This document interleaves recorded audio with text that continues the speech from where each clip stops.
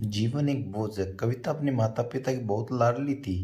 3 बड़े भाइयों की बहन थी। कोई भी चीज मांगने पर उसी वक्त सामने हाजिर हो जाती थी। पूरे घर में रौब था उसका। पूरे परिवार और नौकरों पर राजकुमारी की तरह हुक्म चलाती थी।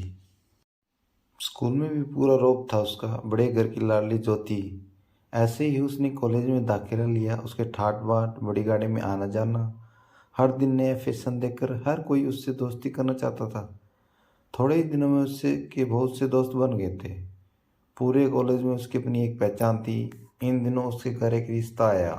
खानदानी लोग थे और पापा की पुरानी जान पहचान थी। उनके साथ कविता के साथ कोई जबरदस्ती नहीं थी, पर कविता ने फिर भी हाँ कर दी, क्योंकि वह अपने परिवार से बहुत प्यार करती थी। वह जानती थी कि वह लोग उसका अच्छा ही सोचेंगे।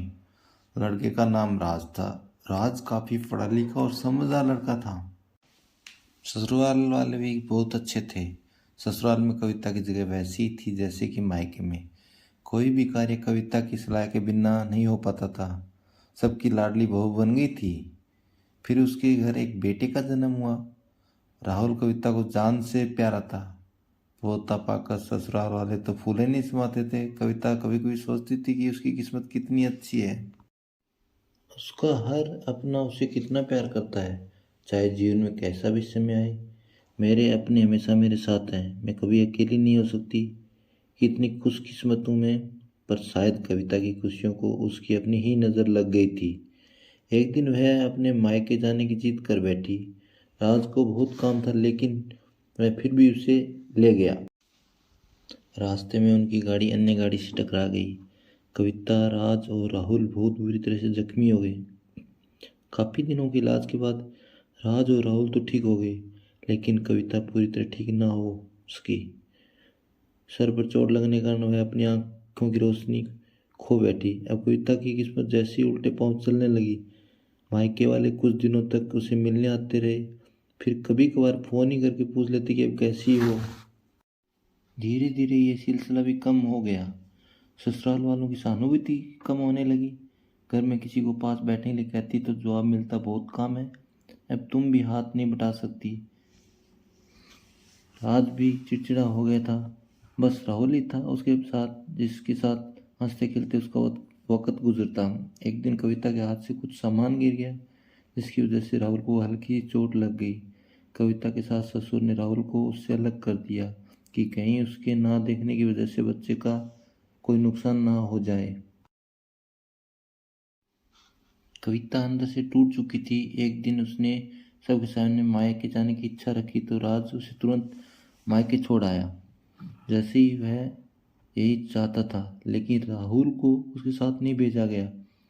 कविता कभी राहुल से दूर नहीं रही थी, पर अपनी कमी के कारण उसने ज़्यादा बहस नहीं की। कविता को लगा कि वह 3-4 दिन वहाँ रहेगी तो थोड़ा हवा पानी बदल लाएगी।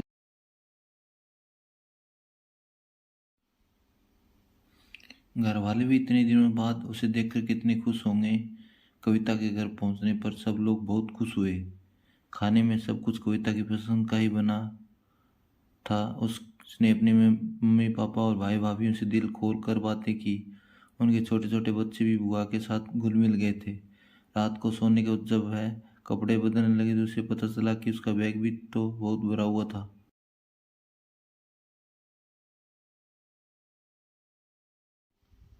वह सब समझ गई। वह बहुत उदास हो गई। कुछ दिनों तक तो सब ठीक रहा, फिर जैसे सब बदलने लगा, सबका व्यवहार बदल रहा था। वह लोग जैसे थक चुके थे उससे। सब लोग घुमा फिरा कर पूछने लगे कि राज कब आ रहा है उसे ले जाने। वह बहाना बना देती, जबकि वह जानती थी कि उसके घर में अब उसके लिए कोई जगह नहीं है। कविता से चलते वक्त कुछ न कुछ नुकसान हो जाता। थोड़ी बहुत टोका टोकी उसे सुनाई देती, वह टाल देती। एक दिन उसके हाथ से लगकर एक कीमती फूलदान टूट गया। छोटी भाभी ने बहुत हंगामा मचाया। कविता के माता पिता रोज रोज के झमेलों से तंग आ गए थे। उन्होंने राज को खुद से फोन कर दिया। राज कविता को अपने घर ले गया। कविता को अपने परिवार वालों से उम्मीद न थी। जिस कविता के कहे बिना घर में एक पत्ता भी नहीं हिलता था, उस घर के लिए वह बोझ बन चुकी थी। राज के साथ ससुराल आते वक्त वह बहुत खुश थी।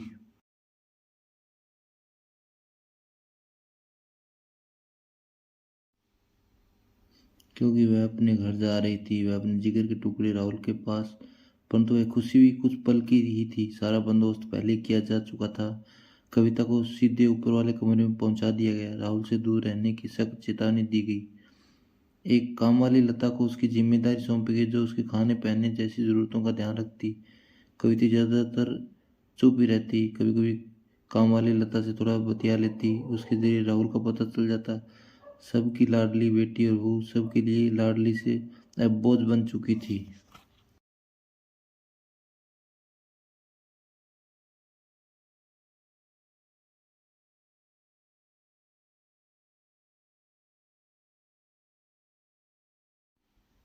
अब सभी दोस्तों को मेरी तरफ से जय हिंद।